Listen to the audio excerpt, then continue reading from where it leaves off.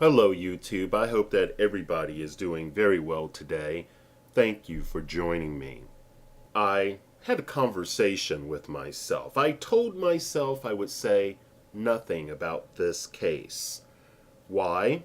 There are too many pressing issues. The application of nanotechnology, the effects of economic sanctions and domestic propaganda campaigns, and its robust effects on a country, and the management of nuclear waste, to name a few. These are worthy topics I have yet to discuss, which has captured my attention. However, this case is likened to the annoying bite of a fly. So, I will not delve into any deep analysis. I will say what is on my mind and be done with it. I have no idea if Mr. Cosby is innocent of the allegations made against him. I do know, once again, the court of public opinion has proven themselves to be sheep, emotionally invested and separated from clear thought processes. I do know the behavior of many outspoken individuals concern me. Why, you ask? Why? Because of their willingness to participate in the erosion of Americans' historic protections, all for the sake of stoking the fires of a public scandal. America will forgive the likes of Tim Allen, who was arrested for possessing nearly 2 pounds of cocaine. They will praise the likes of Marky Mark, who assaulted a middle-aged Vietnamese man, an attack which was reported to be racially motivated. A case where there was evidence of the victim being blinded in one eye due to Marky Mark's behavior. I definitely do not remember hearing anyone speak about the vehicular manslaughter committed by Laura Bush while she attended high school. Again, a case where verifiable evidence existed, the corpse of a fellow classmate. Do not get me started on how millions financially have and continue to support Roman Polanski after he raped then a 13-year-old girl in 1977. Yet, no doubt some of these same people who have conveniently forgotten and have provided their support for these people I have mentioned will crucify a man who is not proven to be guilty of various formal accusations. Funny how sensationalism sells. Funny how the need to point one's moral lance can come at the expense of certainty and due process. How sad, how terribly sad, that a growing number of people on America's social media outlets have anointed themselves judge, jury, and lynch mob. Many of my fellow Americans are so detached from reality. They do not hold these women, supposed victims, accountable for not speaking up sooner. No, they run to excuses about how powerful he was or is. Yet, now they have safety in numbers. I do not know why this surprises me. I remember the Bill Clinton, Monica Lewinsky Oval Office dalliance. Don't you? Oh, how the media spoke about this with such vigor. Oh, how emotional housewives and opportunists capitalized on that one. Yet, They turned their backs on his crimes of war and against humanity. They turned their backs on his numerous anti-labor, lawless, and other destructive foreign and domestic policies. Policies that may have exceeded the worst of Reagan and Papa Bush.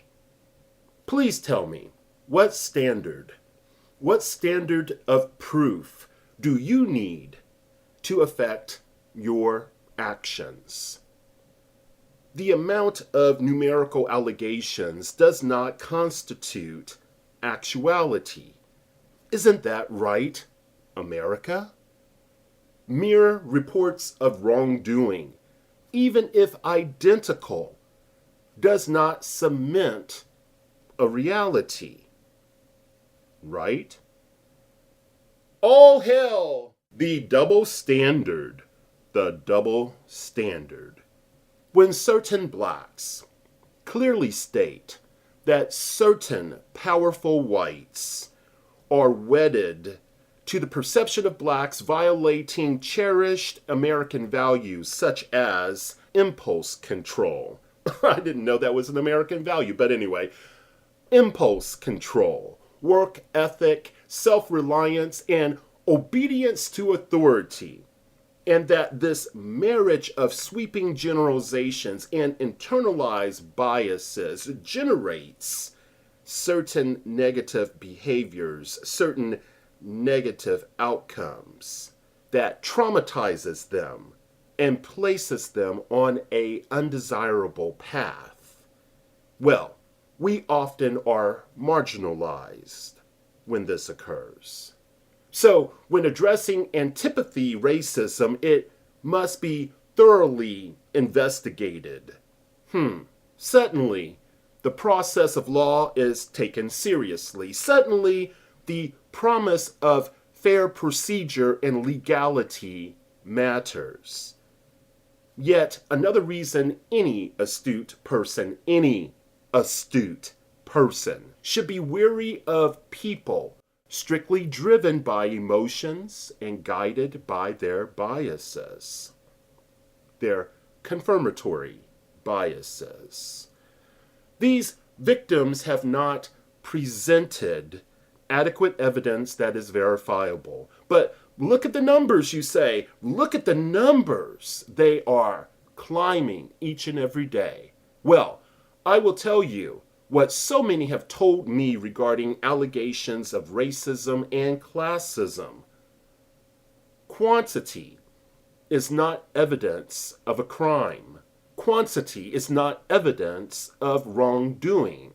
If anything, it is evidence of people taking advantage of a chance to cash in. So, I say, suck it up, Buttercup. Just suck it up. These women may represent, in your minds, your daughters, wives, mothers, and sisters. However, this is not good enough to destroy a man's legacy. You may believe all day long that Cosby is a predatory, habitual rapist. However, it has yet to be proven. If it is established beyond doubt, then he should be punished. Part of the concern has to be due not just to supposed wrongdoing, but the actions of what some would consider an uppity Negro. Surely some believe that Mr. Cosby and his supporters are displaying an arrogance of entitlement without accountability and or remorse. He may or may not have used his wealth and position in society to destroy the ability of being prosecuted. However, this is not enough to hold him accountable for rape. It is extremely difficult to take many within this lynch mob seriously. Sorry to say this, really, no I'm not. Let's not tell a lie here. Let's just put it on the table. The women who failed to report these gross acts of abuse of power and the foregoing of one's will. Their decisions metaphorically raped the legal system. Their silence was their acceptance of their negative reality, if it indeed occurred. Unfortunately, especially for a black man within America, there is no statute of limitations as it relates to the court of public opinion. What is important to those who play the gender and race card is that Cosby's legacy will be remembered for countless statutory felony rapes. They have no regard for innocent until proven guilty. Oh, the tyranny of good intentions. Thank you for listening. Be well. Be safe.